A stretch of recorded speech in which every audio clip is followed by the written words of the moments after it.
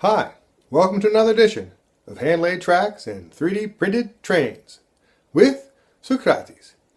Today we're going to take a look at how to standardize the end of your tracks so everything fits together, nice and perfect, and you don't have to build things specifically for each of your different ends. Now the way I'm doing that is by building a standardized end jig. So each time I make a piece, it ends up with a cross tie and then two rails sticking out, and I make the rails a little extra long. But by placing that cross tie into my standardization jig, it places the ends of the rails at the exact same place.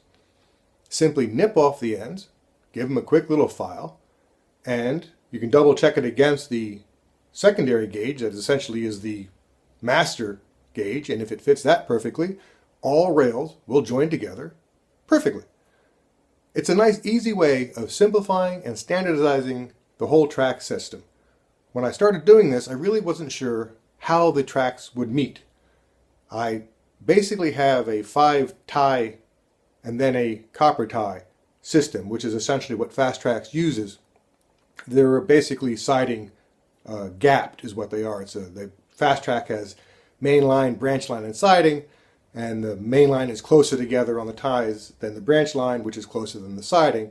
And I started with sidings because what I'm building is the time saver back there, and it's essentially a freight system, so I thought sidings made the most sense. But when I compared my siding straight to a piece of flex track, which is a very common thing people use, the flex track is so much wider in spacing that I thought the siding was probably perfect spacing for everything. So I'm just using siding everywhere basically. But nonetheless, between the two pieces there was a gap, which originally I figured I would fill with a small gap piece. But by making the ends 2.5, they fit together perfectly, and the whole system works much, much better. So I finally added standardization to what I'm creating, and that sped the whole process up quite a bit. So by doing such, you make a nice, consistent product. It fits together perfectly, makes your life a whole lot easier, and it makes another very fiddly process so much easier and quicker. And accurate. So you can download the little things on Thingiverse if you're doing end scale tracks yourself. Basically you'd have to print out my tie beds to make the whole system work. They're going to be put on there eventually. It takes a lot of time to put all these videos together, etc. But I am intending to put them on the Thingiverse.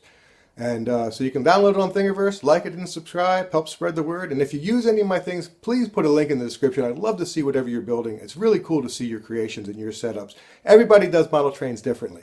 You know, there's no right way, there's no wrong way. There's just your way. And that's really a nice thing about the hobby, you know. I mean, look at that. That's only track. I don't have a clue about how to do all the other things. So if you want to give me advice about how I should finish this piece of foam up and work it, I'm a designer. I love to design things. I love to build things. To me, this is sculpture, you know. So anyway, glad you guys are enjoying it. Please leave your comments. I appreciate reading what you guys think. And see you guys next time. Because it's still summer. For now. It's going to be dark soon. Walking off.